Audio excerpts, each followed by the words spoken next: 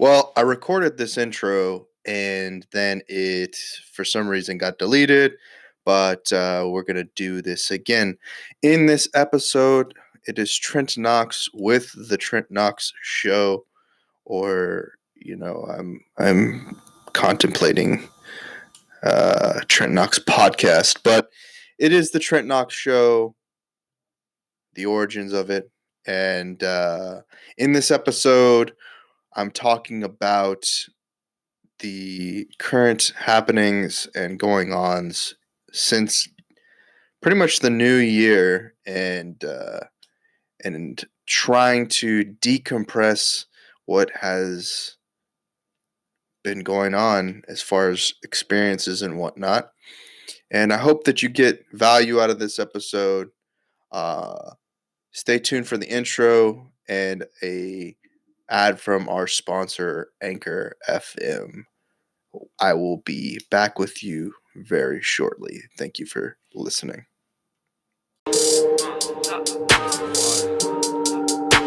I just roll the dice, pack up in the Audi, back and go, little Joe. I just hit for 40, gripping on some grain, swinging like I stole it. Shorty got big thighs, juicy as she poking. I just roll the dice. Hello. It is me, Trent Knox, in your headphones, in your speakers, in your surround system. It's been a while since I've sat down and put any tokens in the Trent Knox Show or the Trent Knox podcast. And the reason why I'm here right now is because I have been going through a lot emotionally, logically, in so many aspects of my life. And this is bugging me. There seems to be like an audio delay between my headphones and my microphone. Just a little bit of it. So I'm gonna fix that by not listening to the output. So I just got back from going to the barbershop, and I treated myself, spent a couple of dollars because I've been growing out my beard and working on getting a hairstyle. And I treated myself to a little bit of a beard and neck trim, just catch up, get a little bit of some maintenance done on my beard that I'm growing out, and get a consultation on the current state of my hair. I'm growing out my hair. I've been just putting it into a hat and going about it that way, in that manner. But I need to know better what I'm doing and what my goal is. And I think the people have, challenged me, whether that's family, friends, business associates, in defining my desires, my whys. Hello, Trolley Bear Music. Thank you for tuning in on Twitch. And I want to grasp a hold of that knowledge and definition by getting to know myself better. Thank you for the follow, Charlie Bear Music on Twitch. I don't know why this phone is sitting here, but I'm going to turn it off because apparently it's going to go off. So I don't know if this is like a current topic of discussion in the realm of public discourse about the why you do things.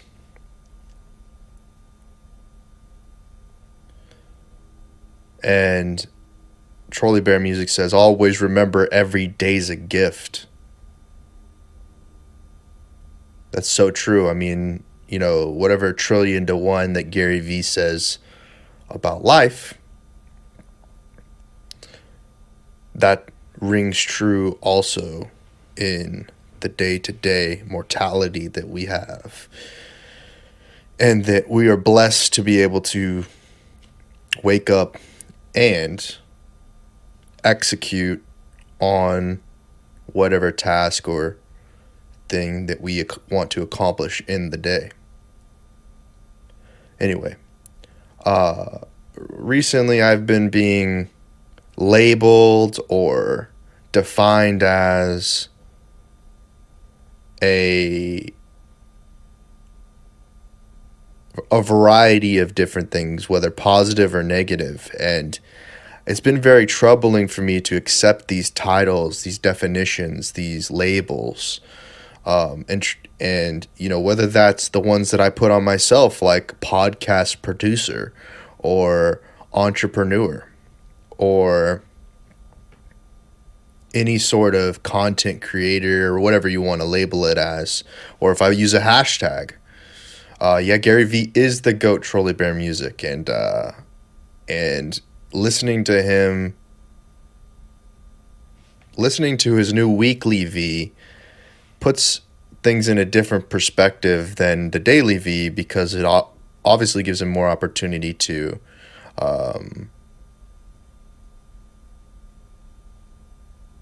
collate ideas and create a narrative and educate potential entrepreneurs, business owners, on things that they need to be focusing on to be successful, or in his line of thinking, to be happy and to be appreciative of the everyday, like you're talking about Trolley Bear Music. And I think that I've been going on, my friends' shows, my friends' shows. I consider the people that I go on shows with have been friends, a little bit more than just acquaintances. And I ask myself, what can I do to be a better person? Routinely I do this. And I appreciate that you say that, Trolley Bear Music. And I'd like to answer this question that he's just posed here. It says, can you please give me your opinion on my music? It's on Spotify and YouTube. Hopefully it will have a positive impact on your life. Trolley Bear Music, if you would please send me an Instagram DM at Trent Knox TV, or you can send me a private message here on Twitch with a link to your Spotify profile. I will listen to it, and I will follow you, and I will give you my honest opinion of your music. And once again, thank you for tuning in on the live feed, Trent Knox on Twitch. So, as I kind of find out that with myself, that I am that I not only want to differentiate from the offerings or services or whatever that's being provided by other people who get labeled or cataloged into a certain label or title, because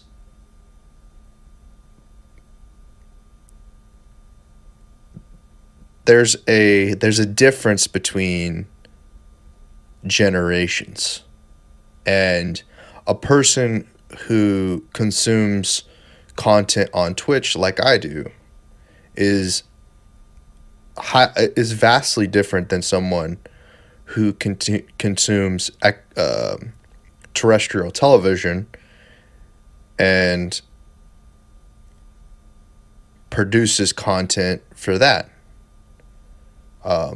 I like to throw out the title or the definition of new media artist when it comes to conversations in regards to social media. You're very welcome, Trolley Bear Music, as I promote Trolley Bear Music, because I honestly want to differentiate between the type of offerings that I offer than the type of offerings that other new media professionals even produce or create. So when I hear my friends, and this is not just a one friend coming to me, or acquaintance, or whatever they want to define themselves as, I'll call them friends at this moment.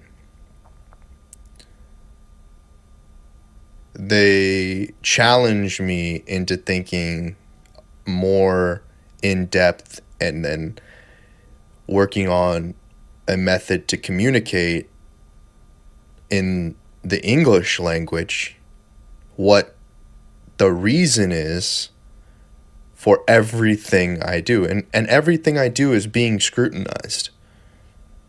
From producing podcasts to the clothes that I wear, the way that my hair is worn.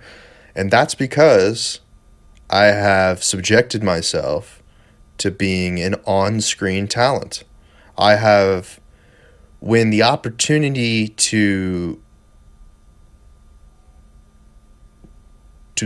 when I was posed with the decision to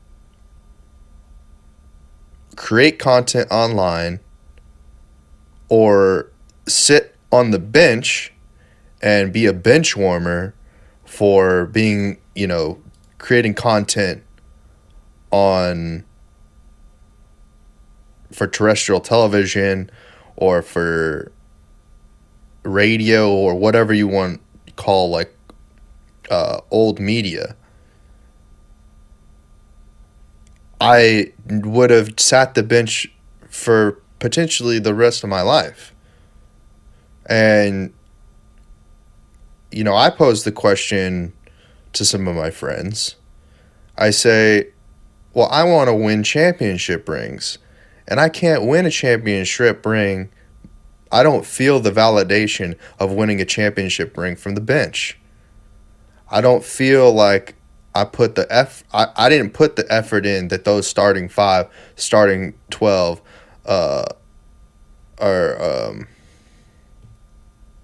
starting 11, starting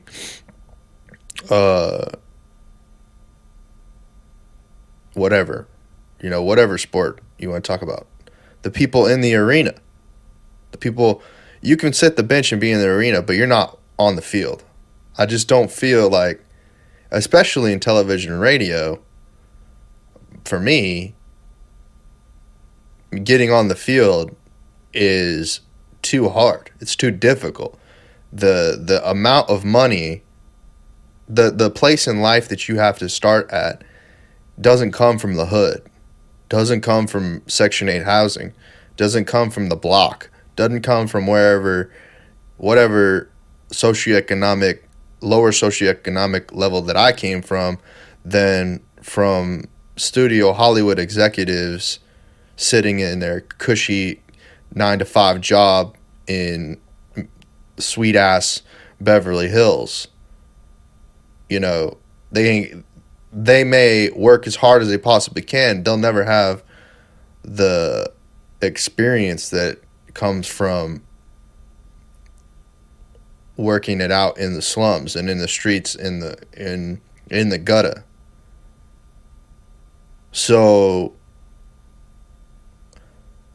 I think what's vastly different from old media to new media is industries like music, industries like television, industries like modeling, fashion, all of these things were compartmentalized. And in the online world, there's no difference between fashion, music, television. It's all the same. It's all in one platform. It can all be found in one place. And that didn't exist in the organic world before. So I say all that to say this.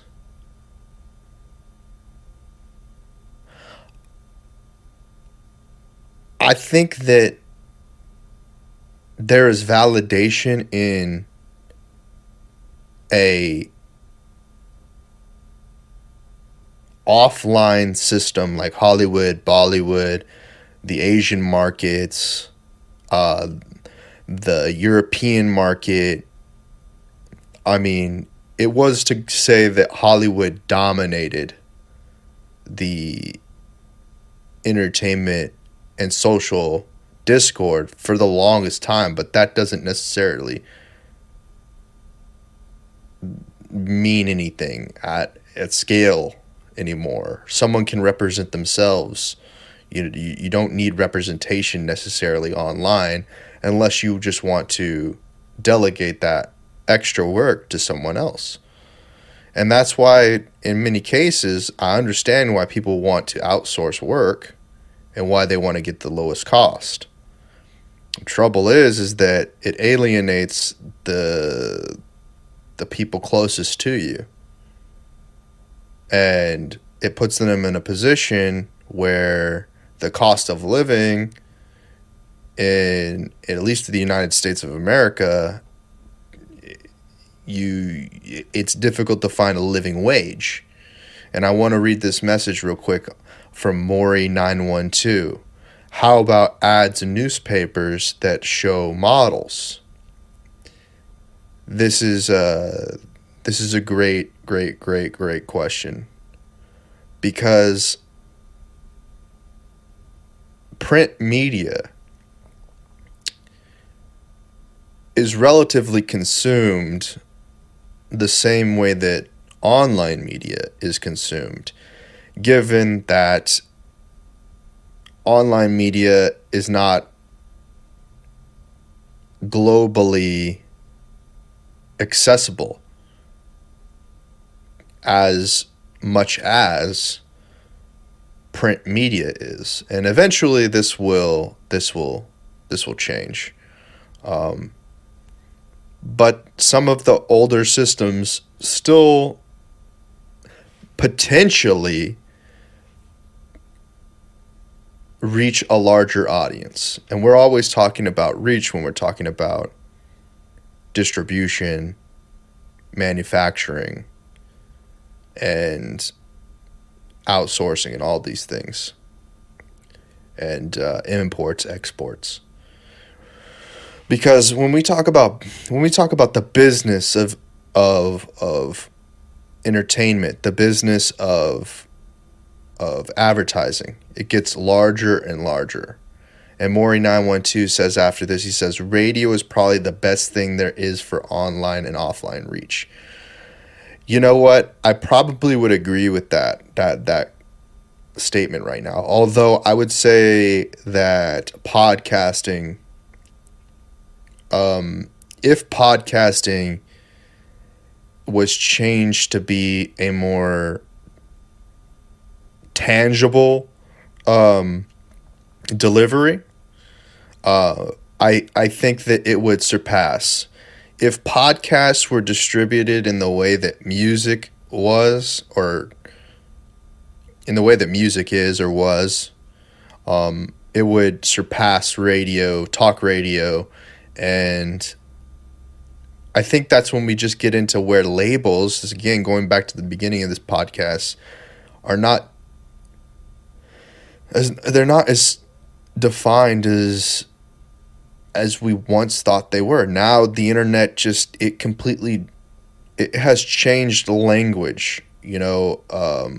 I think titles and labels and things like that were dominant because certain tribes or certain communities adopted that form of language, whereas the internet doesn't care whether you call a podcast a radio show or you call it a blog or a talk radio show.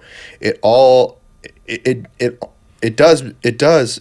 I mean, before saying something was a talk radio show, it was social proofing because it meant that you were communicating in a way that other like-minded or experienced people spoke. But now the way that it works is based off of all algorithms. So on one platform you call it, in real life. On another platform you call it talk radio, or talk shows, and on another platform you call it just chatting.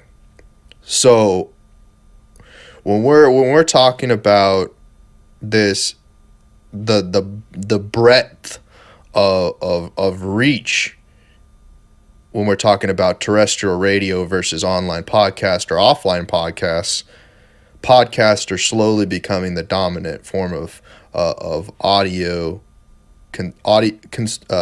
content consumed through audio only. I think that when I get reached out to people, when companies reach out to me and they're like, okay, there's opportunity to syndicate a podcast or a radio show across the internet or terrestrial, I've never seen anybody really sell me a terrestrial version of this, but the platforms that these people or these conglomerates or these groups offer and they try to sell to someone, it gets convoluted because they either have an upfront cost, which is your subscription service, to be advertised or listed in their database, but you have to have somebody to negotiate that contract, because the conversation that you start having is, well, are you going to be running advertisements on my show even though I'm paying you a subscription? If they start making money off of the work that you're doing, it can become real, it can become a toxic relationship, because they may be, that might be against their advertising policy with the current advertisers because you're running advertisements. It can just get messy. I guess not like a heated discussion between the two people, but it can become kind of questionable as to who or who owns what's owned by who, and of course you as an independent producer that's not doesn't have any representation like myself, and I represent myself when I go into these deals or I try to start negotiating these deals. I want to make sure that I get all my lump sums and residuals. That's a Drake quote, and that I also am looking at it, the way that Knives Monroe put this is that I retain the royalties to the content that I'm creating, and that I'm not subjected to some sort of ownership over the content I'm creating. This is why I hear people like Devin Nash on Twitch talk about broadcasting rights. And I really appreciate his perspective on it, even though he's coming from a very niche-centric position on esports and gaming. I think that he does understand, and he uses this because this is what his, his audience is, and he wants to keep it in that language and format. Plus, he's also signed to an agency, and represents an agency of gaming based influencers. But he does drop nuggets about multi broadcasting and event coordination and a lot of different non-endemic to gaming questions, because gaming is kind of pioneering this industry of online broadcasting, OTTs, or over the top television. And as more and more content distribution networks emerge online, as platforms start acquiring podcast networks, as influencers start being signed to major labels,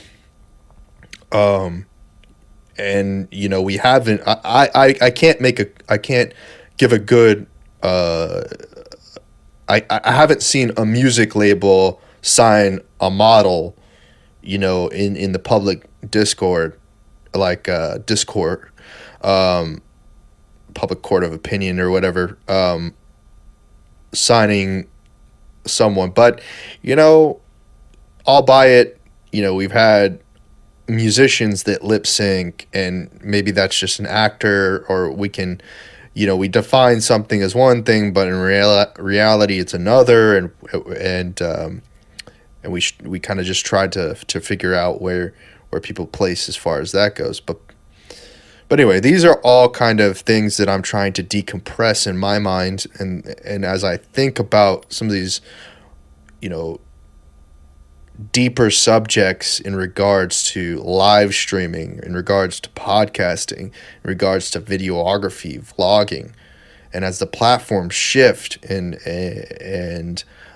innovate, and this is where I think my positive mindset comes in, is while I need to decompress these kind of, they're not negative thoughts, and I get why people say that, or people have said to me that, I kind of automatically go negative to things. It's that I'm processing, the changes that continue to happen that are outside of my control on platforms like Facebook, Twitch, YouTube, DLive, Mixer, Twitter,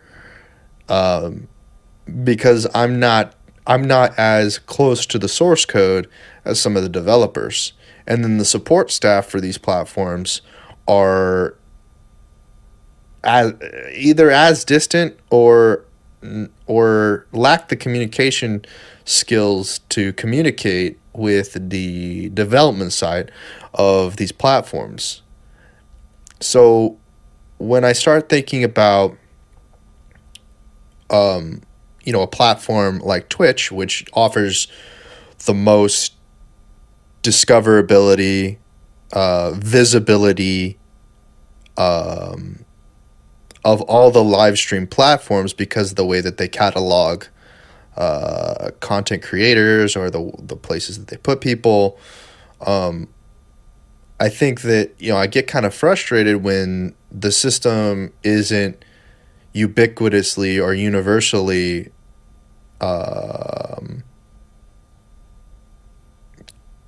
continuity or consistent. There's a lack of continuity in the sense of like the Apple version of continuity, Apple definition of continuity.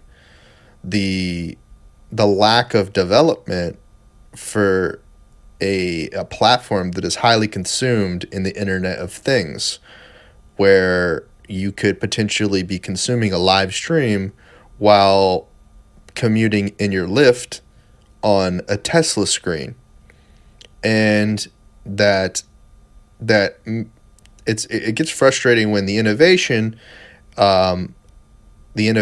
isn't there, and as things kind of are slowly being adopted, that people don't realize that if we don't get to it with the innovation, it'll put a ceiling or a cap on the monetization capabilities of these platforms. The development, while and when I talk to Robert Gardner about these things, he's a client that I work with.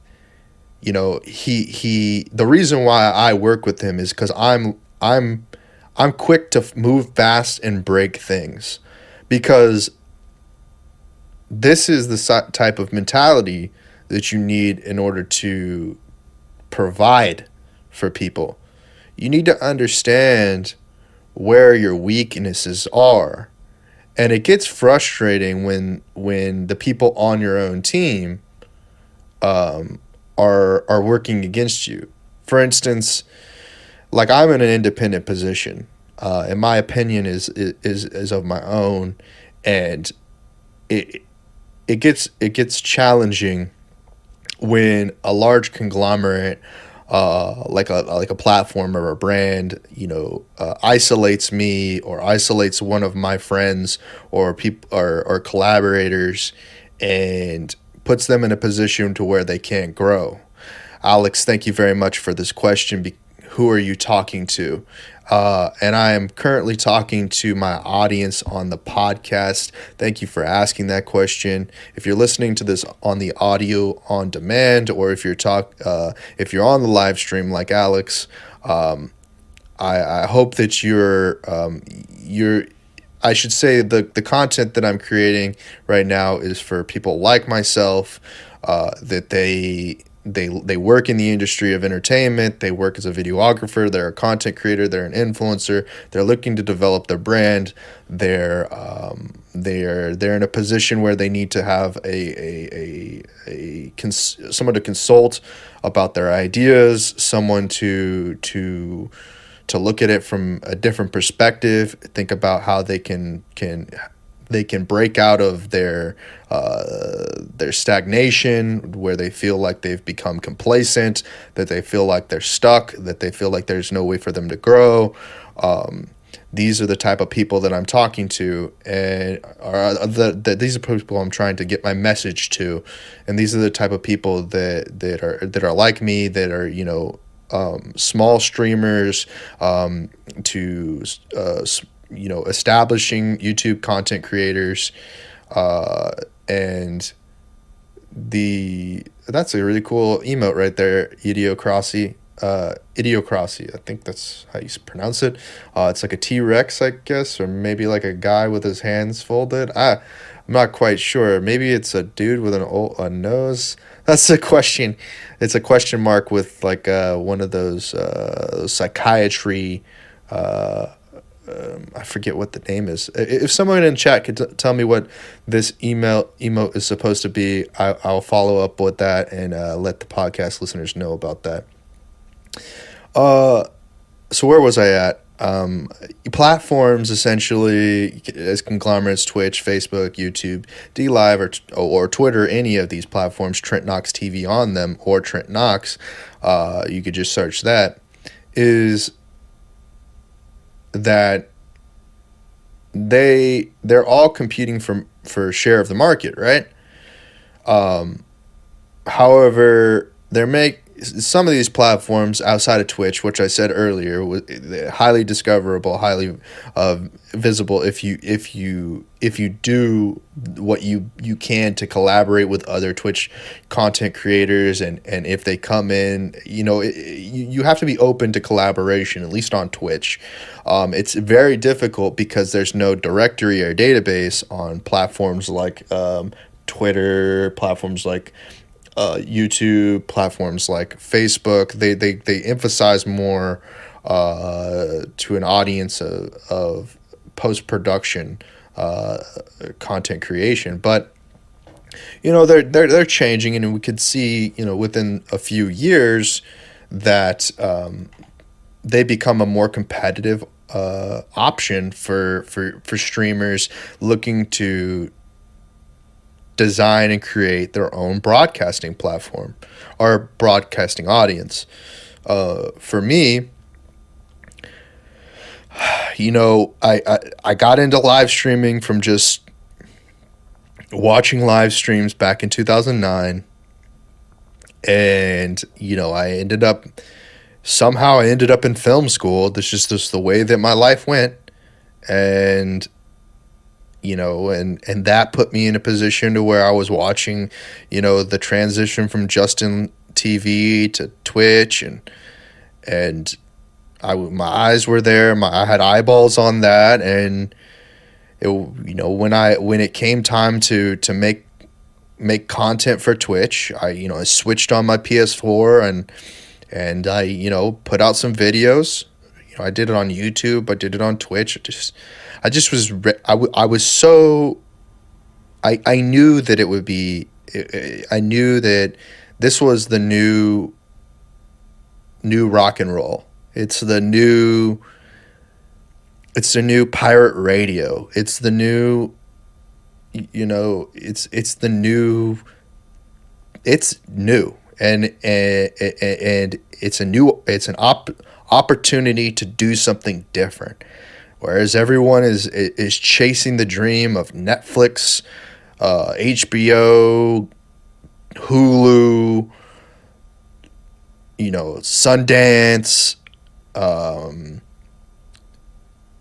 South by Southwest Film Festival, just chasing the dream of potentially getting their pilot picked up for a network broadcast company like TBS, CW, which is now Freeform, or, we can go on about these labels, or you're in the music industry and you're looking to get signed to like BMI as an artist and get onto a label like Atlantic or Sony, or who knows, like and the challenge is that, again, these bigger labels in Hollywood and Nashville and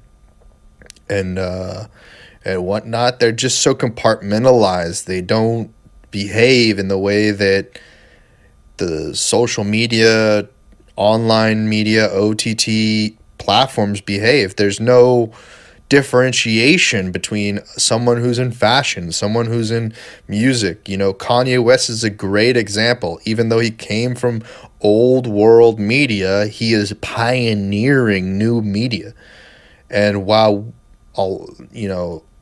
the advertisers, the sponsors, the people who were looking to control the narrative of Kanye West pushed him to the point at which he had a manic breakdown and is now found God, and not to say that he didn't have God before, but now is a pious religious figure, and is pioneering gospel music of all things, a space that, when you look at it from a business standpoint, it wasn't the opportunity that no one had ever taken it to the level that Kanye West has.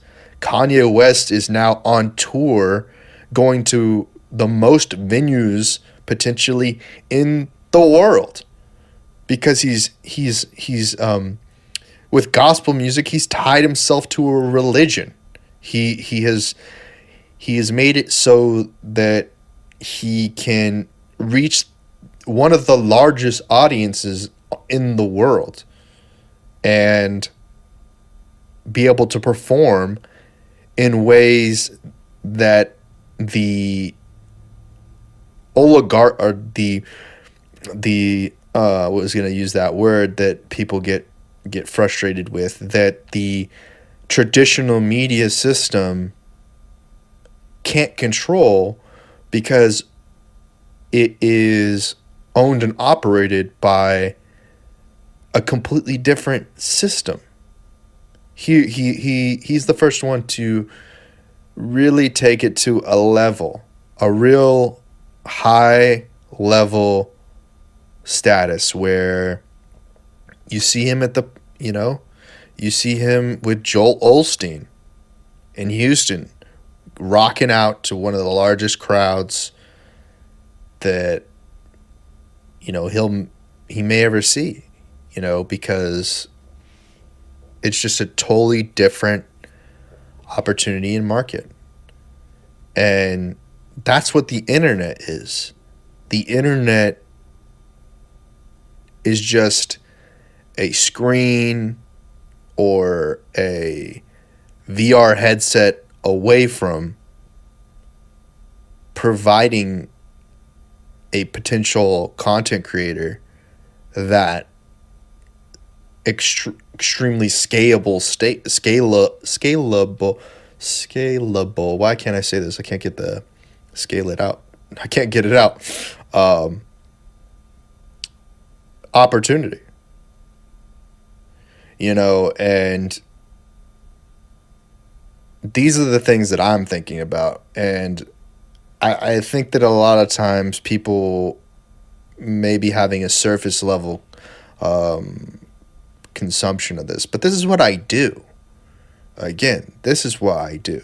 So when people say to me, like, you're consuming too much, you're not creating enough, well, I challenge them with, well, do you know what's going on? Do you understand that, for me, I'm looking for legacy, and not legacy in the sense of having legacy software, but in the sense of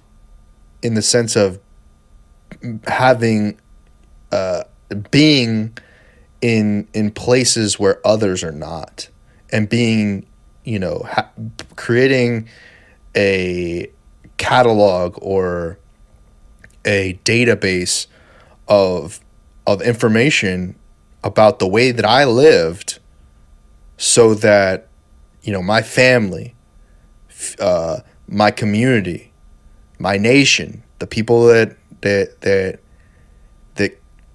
want to learn, people who want to be educated, that want to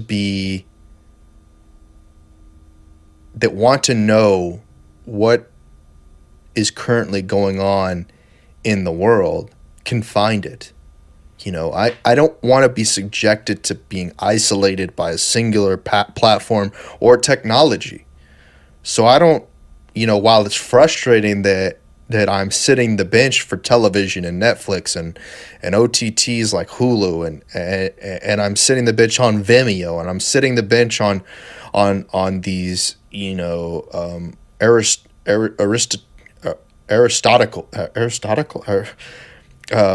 aristocrat platforms where you have to be of noble society, or come from money, or be a extreme personality. My extreme personality is self-actualization, and listening to the criticism of others, and then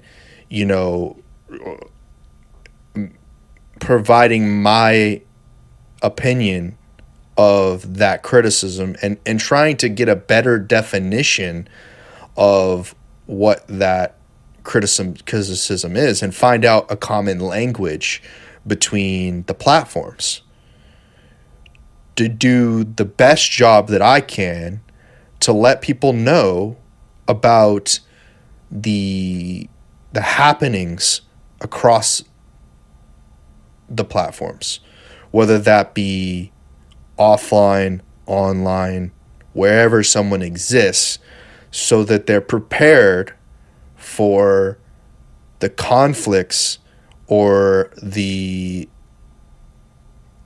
challenges that may present themselves in the people's lives that desire to make a name for themselves in the world. And instead of being, and not that it's negative or a bad thing to only want to live up to whatever your parents define for you, or whatever your society labels you as. There's nothing wrong with that. The entrepreneurial lifestyle of wanting to support and be a really good team player. If that opportunity presents itself in front of you, I highly suggest taking that opportunity and do the best you can, because I've been in the position where, I got that chance and I made a mistake. I wasn't mature enough or experienced enough to know how people behave and how people can wish ill will on you. And that's your fault. That's my fault.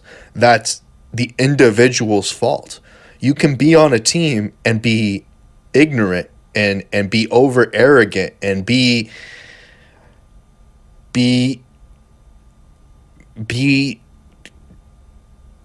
kind of just like, but this is all subjective to if you're signed to an agreement, and that agreement dictates that you are owned and possessed by that entity, and this is where we go down that route of signing a contract with the devil, and the devil not being looking out for your best interests, and we call these blood contracts, like where you don't have the opportunity to make anything of your own, and you're stuck in this position where it doesn't matter if you're independent or you're a signed artist. You find yourself consumed by being people or systems not looking out for your best interest, where you're going to make the most capital, where you're going to be able to survive in a healthy living situation, where the cost of living puts you in a position where you can own your own house, you can own your own car, you can take care of animals, you can do what you want to do in life. And I mean, I'm not going to go into individual politics that much, but the idea of a universal basic income, UBI, and this has been brought up a lot lately, it can make sense. I mean, not to say that unemployment doesn't make sense, and that if you're in a position where you cannot get employed, in the sense that there's no written contract defining you as a employee of a company, and that maybe you're doing freelance work or whatever. However, the legal, this is when we get into the law and the way that you have to abide by the law, and that the challenge is that I fell victim to being ignorant of what the law is, and how a judge or a magistrate might interpret the law. That comes down to an individual, and we elect these individuals to dictate how our society should and shouldn't be ran. And that's a big point of contention with the election of the next president, because there's gonna be a seat. There's gonna be a seat for a new judge, and that's gonna dictate whether this live streaming platforms, whether the new media, social media, you have to have a person in position and in power that's going to be favorable toward whatever position or industry you're in. And this is why we go back and we start talking about special interest and lobbyists and things like that. And I'm not getting political here, but I'm talking about society and the way that we talk about things. Politics gets defined by who you're talking about, and what I'm talking about right now is philosophy.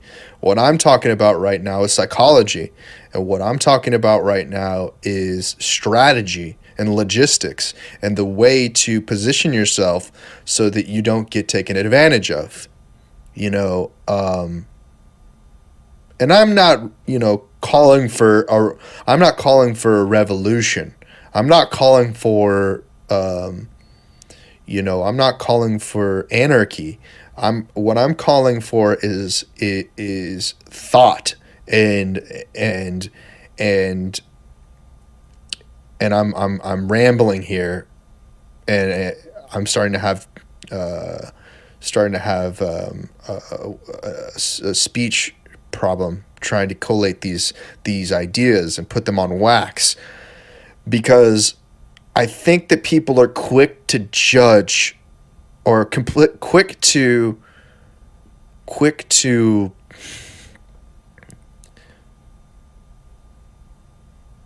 state their opinion on things, whereas I think it takes time to develop an opinion on a subject matter.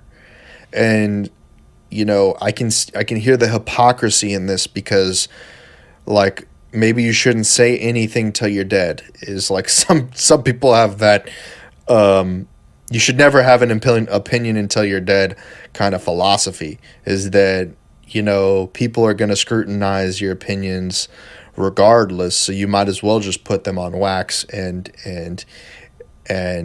or God, I'm having like a speech problem. Just keep on saying the and stuff. What is that called? A stutter. It's almost like a stutter. And I am not a stutterer. And I do this so that I can practice speaking, these podcasts. And I think, I'm getting a lot of heat, I feel like, for the podcast that I did with Knives about relationships.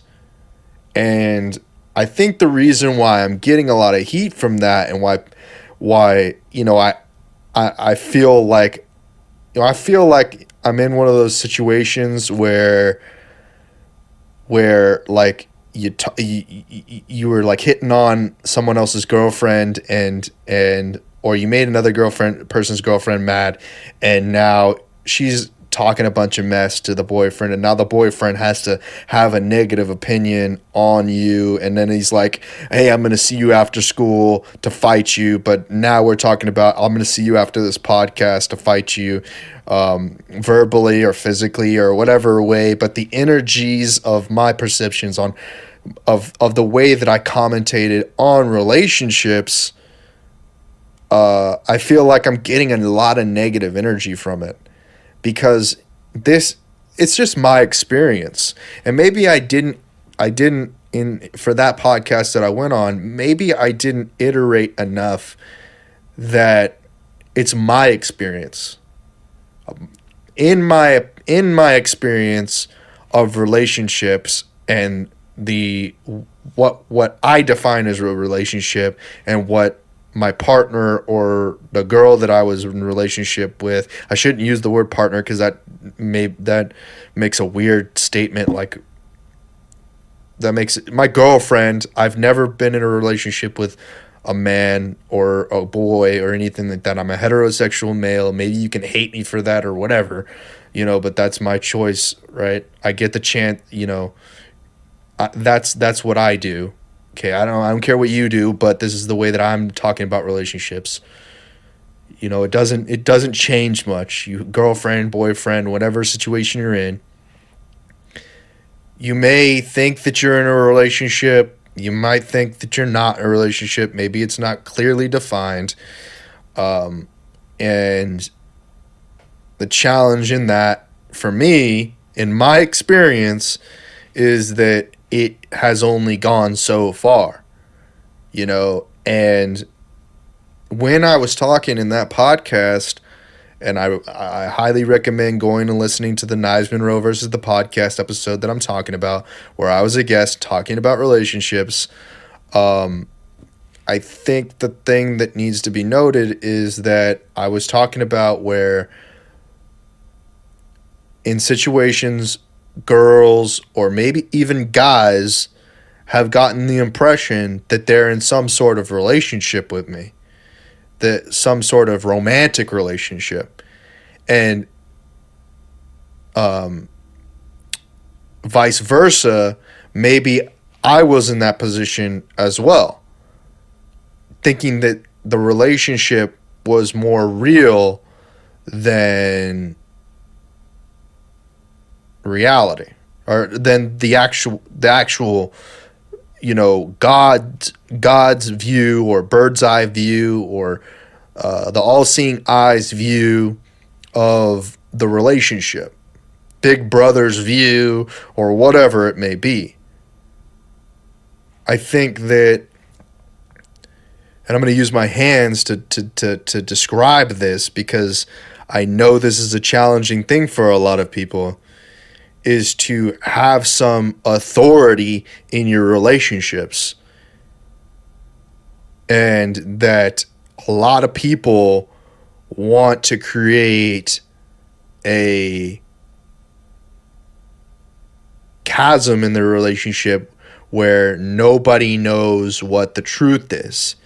Whether your girlfriend or boyfriend or significant other is sleeping around with other people and is not having an open line of communication with you, or maybe you're just living in a fantasy world, or maybe the reality is just not, maybe it's just not clear, and there's no way, because there's some sort of dissonance between the way that you guys are communicating, or the way that the community, or the way that we as a collective, as a nation, as a planet are communicating. There's obviously friction in that regard. The question ultimately leads to, where does someone's heart lie? And the energy of in that regard, how do you connect at a heart level? We're coming up on February 14th, where relationships are in question. Relationships from a romantic standpoint are up for negotiation. And I'm framing this in a way that I think people don't talk this way. People don't talk this way. They hinted at this, like these things, like, why does government step in, but into romantic relationships at the marriage level, when you have to have a contract that basically defines a relationship, and you start to owe money, and this particular thing isn't a global conversation, but it is a national one for the United States and Mexico and in Canada and a lot of different countries. I think it may exist in Asian countries as well. I'm not too well versed on this. If you're in the comments section, please feel free to let me know what marriage looks like in your nation. And I think the challenge is with when we come to Valentine's Day, which may not be celebrated around the world, but in the February 14th of the United States of America, it will be celebrated by a lot of relationships, whether they're family, whether they're romantic, whatever, however they present themselves. I mean, use present again, even though I'm just blanking on the word that I want to use. We look at it as how are we going to negotiate this deal, of renewing the relationship, and from a romantic standpoint. It's very odd, at least in the United States, with Valentine's Day. It's celebrated more as a communal holiday from an early age in the youth, because Valentine's Day cards are presented in the classroom by your peers and the people in your class, and there's some wholesomeness to receiving a Valentine's Day card from someone that you don't necessarily communicate with in class or in your community a lot, and it feels good that they care.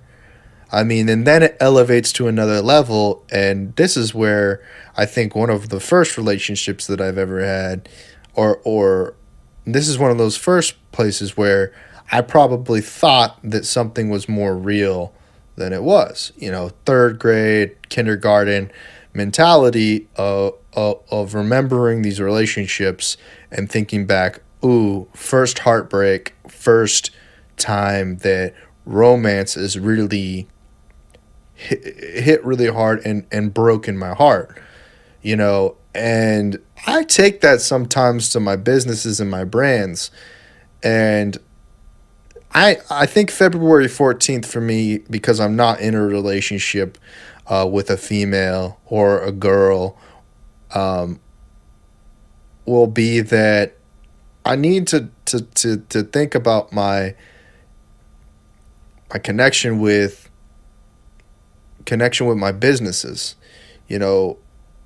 because I get heartbroken a lot based on the place of my businesses and the state of them, and it puts me into these depressions, and I call people and I talk about business, and I want to know how other people are coping with failure and success. And I get on podcasts like these and I talk about failure and success, and I want to talk about these things. Like, when the core thing is wins, losses, failure, success, like the juxtaposition of other companies to your company, and trying to figure out, like, number one, collaboration, but number two, what does the market need? What does the market need? What do people want? What is it that both you want? Because a lot of people say you come first and then the market comes. But at the same time, we're all, if everyone's having this mindset of the market, you come first and the market comes, it's like no one ever really, people are all become all selfish in that, they don't give enough, and then they'll never receive, because they're constantly asking they're constantly asking to receive without giving, and I can see that my numbers have kind of fluctuated on the live stream here, and for those of you listening to the podcast and made it this far, it'll be a lot different the way that you consume this, so it's not the same. But I gave a lot in the beginning of this podcast by putting my heart out there and talking about the industry and trying to educate and whatnot. And now I'm talking about a little bit deeper subject and a little bit more personal, so I can understand how I'm maybe the balance of give receive has gone towards me. But I hope that what people are doing right now is listening to the experience that I have and reflecting on that experience in their own life, and using my experience to be like, you're not alone in feeling in in perceiving that things aren't working out all the time. Or maybe you feel like you're on a winning streak and you're killing it, and you're gonna be you're gonna have everything that you want and more in all the time, and you're never gonna lose, and that's the place that you are. And I support that. I support that mindset of always having a positive spin on things. And that's very fortunate. That's very privileged of having that. That takes time. That takes experience. Or it can just be given to you. It can just be placed in your hands, and the only thing you ever needed was validation by another person. So when we come to a holiday like February 14th, I hope that is what you get. I hope that that's the thing that makes the day for you, is that you get that confirmation from your significant other, from your businesses, from people, that you matter and that you are going to be okay, and that you're not alone, and that that what you desire in life is accomplishable. So that's my last 2 cents on that particular subject, because I felt like I went on and on and on and on and on about that. But I think it's a little bit past the hour, and I want to wrap this episode up, because I think that I hear a phone call in the background noise of the house phone, and this is probably the best time to wrap it up. I think that, to sum up what has happened in this podcast, is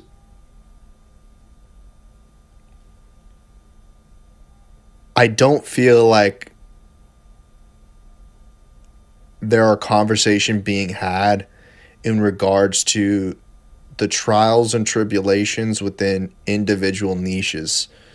And, I was having a conversation last night with Knives Monroe, who's a local filmmaker to Austin, real close. Met him out of the blue. We've built up a relationship, in collaboration, and working, and we're kind of networked in the same network. And that, something he said made me think this. He didn't say this, but something he said, and I can't remember exactly what he said, but it's not there, so you need to go do it. If you feel like there's a blank space or an opening to go do something, you need to go do it. Don't let time pass by and watch as other people take that opening. You need to hit that opening and go.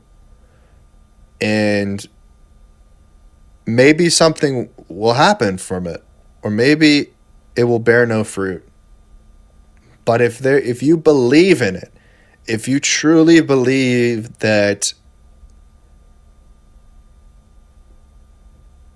what that niche is, or that project is, you need to do it.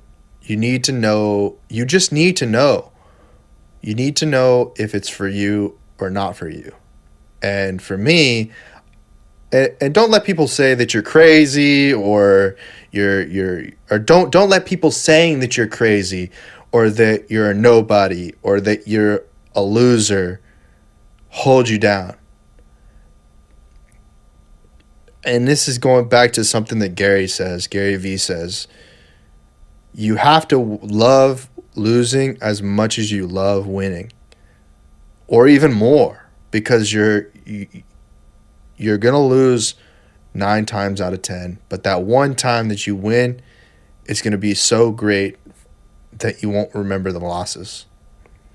And if I have anything last to say, is that I believe in you, and I believe that you can do good, and I believe that I believe in your project, and you need to make sure that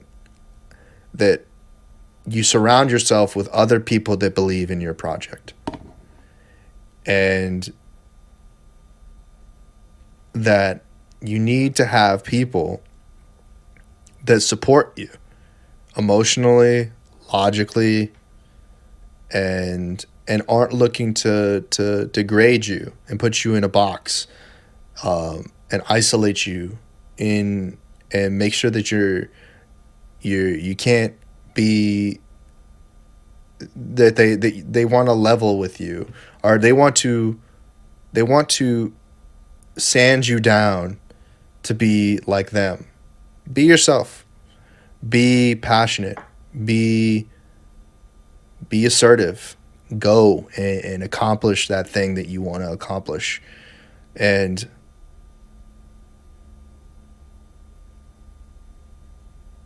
I say that all in. Be rational. Use couth, and know when there's no hold, don't force it. When there's no hole, there's no hole. Like that's the trouble of some people's perceptions on this, is that people will put them in a position of where they're just banging their heads against a wall, and do your best to do that only one time, and and move on. For me, I see an opportunity in this space, and I know people are